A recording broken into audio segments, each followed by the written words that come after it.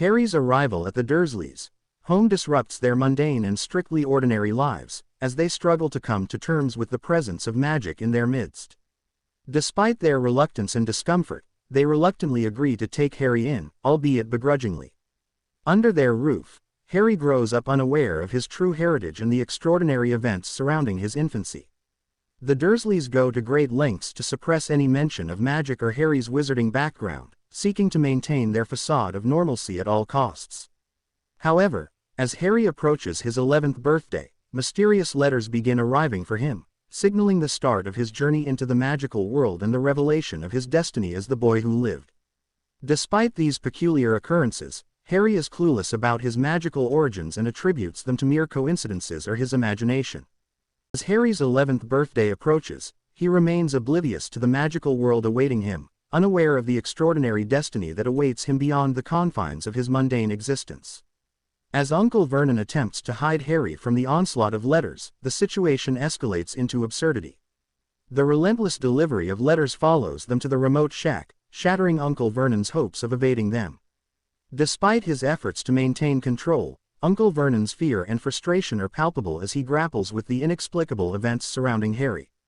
Meanwhile, Harry's curiosity and confusion deepen, fueling his desire to uncover the truth behind the mysterious letters and his own identity. As the tension mounts, the stage is set for Harry's journey into a world far beyond the confines of the Dursley household, a journey that will reveal his true heritage and forever alter the course of his life. As the clock strikes midnight on his 11th birthday, Harry experiences a momentous shift as Hagrid bursts into the Dursleys' home. Hagrid's revelation about Harry's true identity as a wizard and his acceptance to Hogwarts School of Witchcraft and Wizardry opens a door to a world Harry never knew existed. Learning that his magical abilities were suppressed by the Dursleys adds a new layer of understanding to Harry's tumultuous upbringing. Moreover, the truth about his parents' tragic fate at the hands of Voldemort deepens Harry's sense of loss and sets him on a path of discovery, both about his own past and the challenges he will face in the future. With Hagrid's arrival, Harry's journey into the magical realm begins, marking the start of a transformative adventure that will shape his destiny. Hagrid's guided tour of Diagon Alley introduces Harry to the wonders of the wizarding world, from the towering walls of Gringotts to the bustling shops filled with magical curiosities. Discovering the wealth left to him by his parents adds a poignant layer to Harry's understanding of his own history and legacy. The mysterious package from Vault 713 hints at hidden depths to the wizarding world and sets the stage for future intrigue. As Harry selects his school supplies and meets Hedwig, his loyal owl companion, the bonds of friendship and companionship begin to form. Finally, the selection of his wand at Ollivander's marks a pivotal moment as Harry's connection to the magical world is solidified, setting him on the path to unlocking his full potential as a wizard. A moment later, Harry leaves Little Whinging to catch the Hogwarts Express, which leaves King's Cross Station from platform 9 3/4. At first, he is uncertain how to access the wizard platform, but he receives help from Molly Weasley, who shows him how to reach the train. While on the train, Harry befriends Ron Weasley and Hermione Granger, two first-year students with their own insecurities about entering Hogwarts. As the youngest of 5 brothers who have achieved success at Hogwarts, Ron worries about distinguishing himself, while Hermione is anxious about her background as a Muggle-born. Harry also meets Neville Longbottom, a slightly dopey first year with a pet toad named Trevor, and Draco Malfoy, an unpleasant student who arrogantly offers to advise Harry on who to be friends with. All the students head straight for the dining hall. There, they line up to be sorted into one of the 4 houses: Gryffindor, Slytherin, Hufflepuff, and Ravenclaw. Harry gets worried because he doesn't want to be in Slytherin, the house where Voldemort was. So, he asks the Sorting Hat if he can be in any other house. The Sorting Hat thinks about it really hard and then decides to put Harry, along with his friends Ron and Hermione, into Gryffindor house. As the new school year kicks off, Harry finds himself getting more attention than ever, especially because of his lightning-shaped scar. Most of his classes are fun, but Professor Snape, who teaches potions, doesn't seem to like Harry much. Harry notices his scar tingling whenever Snape looks at him with dislike. During their very first flying lesson, poor Neville ends up breaking his wrist and needs to be taken to the hospital wing by the teacher. Then, mischievous Malfoy snatches Neville's Remembrall, which he forgot after his accident, and zooms off into the sky with it. Harry doesn't hesitate and flies after Malfoy to get the Remembrall back for Neville. When Malfoy tosses the Remembrall to the ground, Harry makes this incredible dive, barely managing to catch it just before it hits the ground. Professor McGonagall sees Harry's impressive flying skills and, instead of scolding him for breaking the rules, decides to make him the seeker for the Gryffindor Quidditch team. Malfoy sets up a midnight duel with Harry to sort out their differences, and Ron, Hermione, and Neville go along to make sure Harry doesn't get into too much trouble. But things take an unexpected turn when they accidentally wander into a forbidden corridor. There, they stumble upon a three-legged dog standing watch over a trapdoor. They hastily leave the corridor, but Harry can't shake the feeling that the dog is guarding the mysterious package from Vault 713.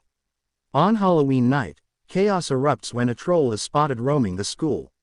The teachers quickly round up the students and guide them back to their respective houses for safety.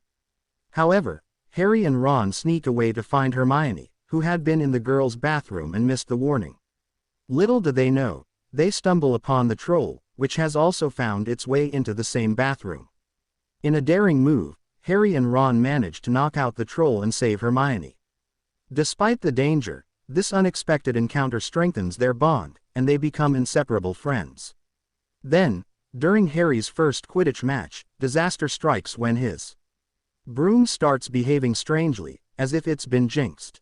Hermione notices Snape muttering to himself and suspects him of foul play. Taking matters into her own hands, she casts a spell that sets Snape's robes on fire, creating a distraction that allows Harry to regain control of his broom and secure a thrilling victory for Gryffindor with a remarkable catch. During the Christmas holidays, Harry chooses to stay at Hogwarts with Ron, and they spend their time playing wizard's chess and delving into research about Nicholas Flamel, whom Hagrid had mentioned in connection with the mysterious package from Vault 713.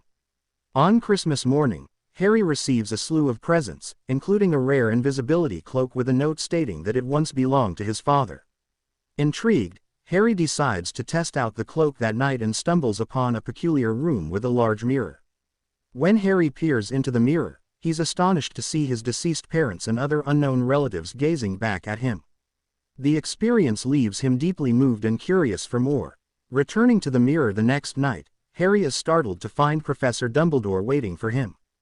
Dumbledore explains that the mirror is called the Mirror of Arise, which shows a person their deepest desires but cannot provide truth or knowledge. He warns Harry not to seek out the mirror again and reveals that it will be relocated the following day. Harry takes Dumbledore's advice to heart, realizing the mirror's power and the danger of becoming too consumed by what it shows. After the holidays, Harry, Ron, and Hermione finally uncover the truth about Nicholas Flamel. He's the only known creator of the Sorcerer's Stone, which can produce the elixir of life, granting immortality. They piece together that the three-headed dog they encountered is guarding the stone, and Harry begins to suspect Snape's involvement in a plot to steal it. In another startling discovery, they find out that Hagrid is secretly nurturing an illegal dragon, which he obtained from a shady individual in a bar in exchange for information about the three-headed dog. As punishment for breaking curfew, Harry, Hermione, Malfoy, and Neville are tasked with accompanying Hagrid into the Forbidden Forest to search for a wounded unicorn. While on their mission, the group splits up, and Harry and Malfoy stumble upon the gruesome sight of a wounded unicorn being drained of its blood by a hooded figure. Malfoy panics and flees, but Harry is paralyzed by searing pain emanating from his scar. As the hooded figure approaches him, a centaur charges in to shield Harry from harm, causing the figure to vanish. The centaur reveals that the hooded figure was none other than Voldemort, who consumed the unicorn's blood to sustain himself until he can seize the Sorcerer's Stone. This chilling encounter underscores the looming threat posed by Voldemort and the urgency of preventing him from obtaining the Sorcerer's Stone at all costs. Determined to prevent Voldemort from getting his hands on the Sorcerer's Stone, Harry, Ron, and Hermione embark on a daring mission. Sneaking past the three-headed dog by using music to lull it to sleep, they descend through the trapdoor into the depths below Hogwarts.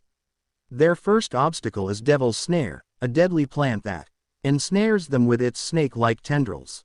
Quick-thinking Hermione uses magical fire to repel the plant and free them. Next, they encounter a room filled with flying keys, with the correct one needed to unlock the door. Harry takes to a broomstick to locate the right key amidst the swarm and successfully unlocks the door. Inside, they confront a giant wizard's chessboard. Ron, an expert chess player, takes charge, sacrificing himself to ensure Harry and Hermione can progress. Despite his sacrifice, they continue on. Hermione stays behind to aid Ron, while Harry faces the last trial alone. In the final chamber, Harry is shocked to discover that it's not Snape or Voldemort awaiting him, but Professor Quirrell, the timid defense against the dark arts teacher, along with the Mirror of Erised. Quirrell confesses that he's been serving Voldemort all along, not Snape. He admits to jinxing Harry's broom during the Quidditch match and drinking the unicorn's blood in the Forbidden Forest. Now, with the Sorcerer's Stone within reach in the mirror, Quirrell seeks Voldemort's assistance. Harry overhears a chilling voice emanating from Quirrell, urging him to use Harry to retrieve the stone. Quirrell forces Harry to stand in front of the mirror and demands to know what he sees. Determined to protect the stone, Harry lies, claiming he sees himself winning the Quidditch Cup for Gryffindor. In a surreal twist, he actually sees himself with the stone in his possession. Realizing the stone is now in his pocket, Harry tries to buy time until he can escape. But Quirrell unveils the true horror, Voldemort's face emerging from the back of his head. Voldemort taunts Harry about his parents' deaths and commands Quirrell to kill him. As Quirrell reaches for him, Harry, despite the agony coursing through his scar, musters the strength to fight back.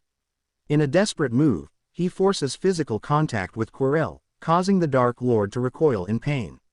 With Voldemort's furious screams ringing in his ears, Harry loses consciousness, the battle for the Sorcerer's Stone reaching its climax. When Harry awakens, he finds himself in the hospital wing with Dumbledore by his side. Dumbledore arrived just in time to prevent Quirrell from harming Harry further, although Voldemort managed to escape once more. Dumbledore reveals that Quirrell couldn't touch Harry due to the ancient magical protection bestowed upon him by his mother's sacrificial love. Lily Potter's selfless act created a powerful shield around Harry, preventing Quirrell and Voldemort from harming him.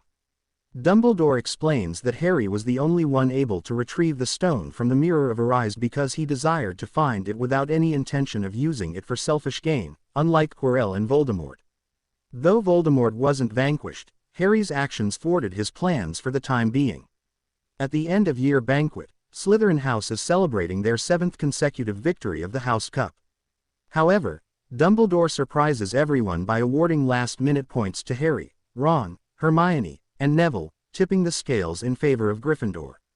It marks a triumphant end to the school year for Harry, who considers it the best night of his life.